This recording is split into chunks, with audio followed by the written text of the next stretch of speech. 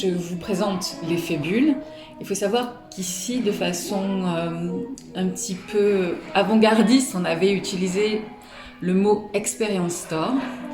Et c'est vrai qu'aujourd'hui, on parle d'expérience un peu pour tout. On va dans un restaurant, on vit une expérience. On va dans une boutique, on vit une expérience. Mais pour nous, c'était très important quand même de titiller tous les sens. C'est-à-dire que quand vous rentrez dans l'effet bulle, on veut vraiment que vous viviez une expérience polysensorielle. C'est-à-dire que quand vous rentrez dans la boutique, vous en avez plein la vue, avec des beaux objets, ça sent bon. Vous avez aussi la possibilité de toucher délicatement les objets, donc de caresser les étoffes, de toucher les matériaux, la terre, etc.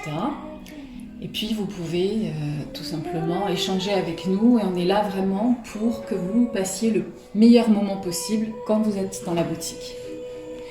Le principe de la boutique L'Effet Bulle, c'est aussi de proposer nos objets upcyclés sous la marque Réenchanté. Et on a utilisé, je précise ça, ce terme vraiment bien avant Covid, parce qu'aujourd'hui on réinvente tout, on réenchante tout. Mais réenchanté, ça existe depuis 12 ans dans notre tête, puisqu'on a envie que les objets anciens ne terminent pas à la casse ou dans des armoires. On a envie qu'ils soient de nouveau sur nos tables, sur nos meubles, exposés, et qu'ils revivent, et qu'ils soient encore plus beaux, peut-être grâce à des artisans, etc. Et qu'ils soient peut-être avec des rôles un peu différents, c'est-à-dire changer un peu leur vie. Et c'est ce qu'on appelle l'upcycling.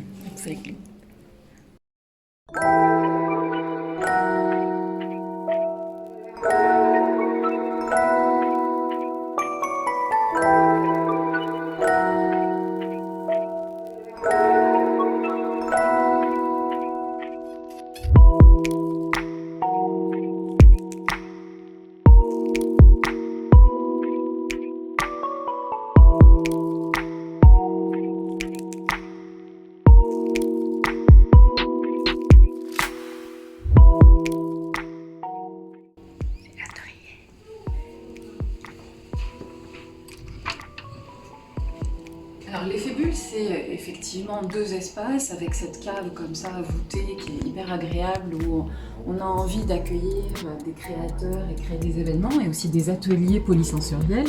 Et puis c'est aussi les coulisses. Alors là, c'est pas le plus bel endroit avec vraiment là où on fabrique les objets réenchantés. Et donc on a plein d'objets à upcycler et aussi des matériaux qu'on va utiliser pour l'upcycling.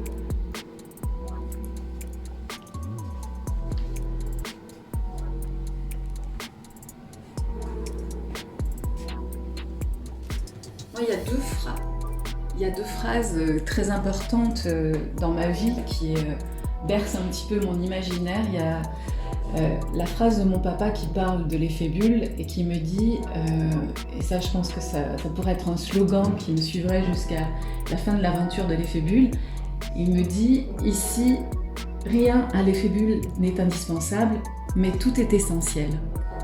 Et c'est vrai qu'on peut se dire qu'un objet décoratif n'est pas absolument indispensable. D'ailleurs, ça me fait penser que pendant le Covid, il y a eu beaucoup de commerces qui ont été jugés non indispensables.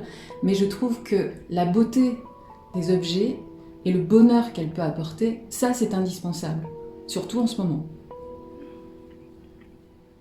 Et il y a une deuxième phrase aussi qui m'a fait beaucoup rire d'un monsieur, c'était un client, où souvent quand on est comme ça, à pas trop savoir quoi dire quand les gens regardent les objets, qui sont là avec les yeux parfois qui brillent. Je lui ai demandé, monsieur, est-ce que je peux vous aider? Est-ce que vous cherchez quelque chose? Il m'a répondu, vous savez, j'ai l'impression qu'ici à l'effet bulle, on ne cherche rien, on trouve. Et là, ça m'a scotché, et puis ça aussi, c'est une phrase très importante dans la vie de notre boutique.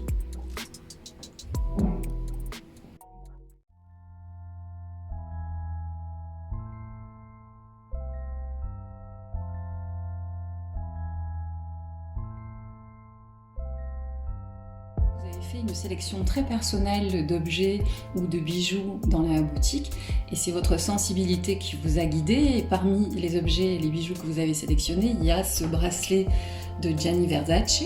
Alors la marque Versace Vintage, en fait, elle est bercée par sa création qui est dans les fins des années 70.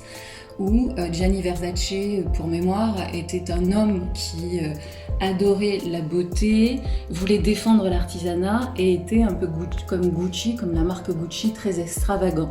Alors là, on est très sage quand même dans ce bracelet. Il faut se souvenir aussi que la marque Versace a été soutenue par de nombreux artistes, je pense à Elton John ou Lady Diana. Alors là, vraiment, on est peut-être en hommage à ces deux personnages, puisqu'on a le côté un peu sage de la princesse, et puis aussi le côté nœud papillon que porte souvent Elton John sur ses concerts.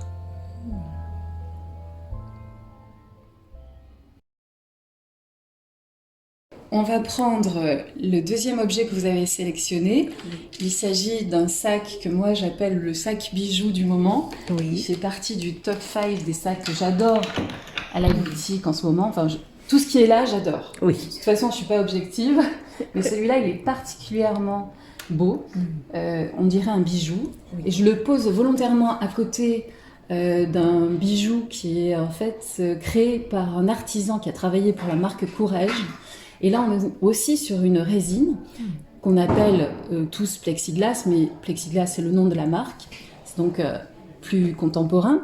Et là, on est sur de la bakélite. Donc la bakélite, pour mémoire, ça a été créé au début du XXe siècle par un chimiste belge.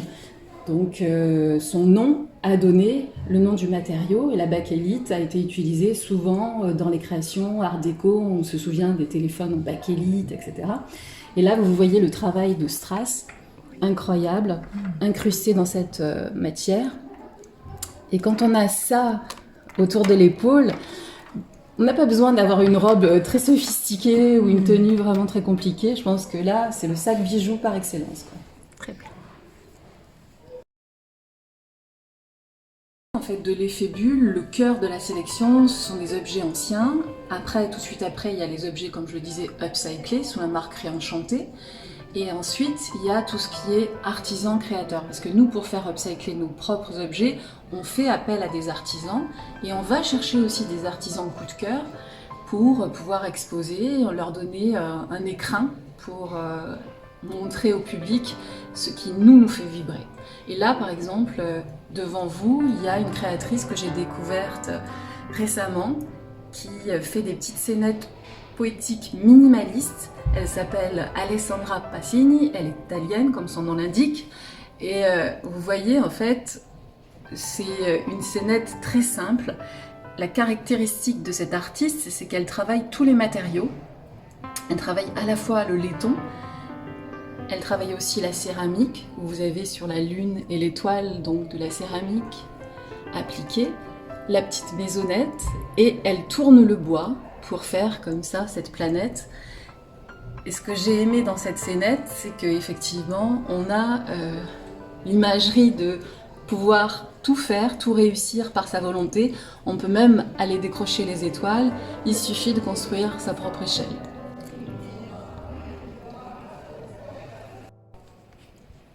Alors pour terminer, on va terminer par le sens que moi j'ai un peu surdéveloppé, c'est-à-dire que je sens les odeurs de très loin. Alors parfois c'est agréable, parfois ça l'est pas. Mais moi je trouve qu'un endroit ou quelqu'un qui sent bon, d'ailleurs on dit je sens bien cette personne ou pas, et c'est très important d'avoir un espace qui, quand on pousse la porte, accueille les gens olfactivement. Et c'est vrai que dans une boutique de cadeaux, souvent le cadeau facile, c'est la bougie parfumée. Sauf que moi, je me suis dit, ces bougies parfumées, en général, elles sont dans des récipients qu'on jette.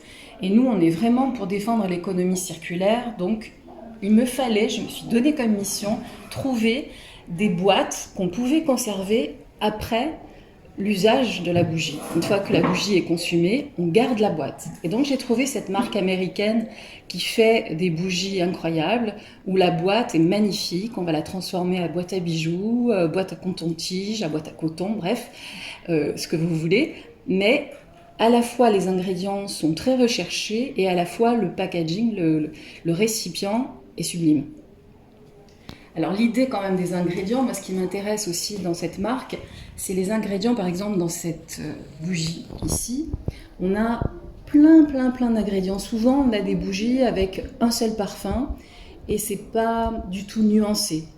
Là par exemple dans le blanc tabac, Derrière se cachent des ingrédients comme le pamplemousse, les herbes fraîches, on a du tabac, effectivement, du bois de santal, on a de la vanille, de l'ambre, on a plein de choses comme ça qui font que c'est nuancé.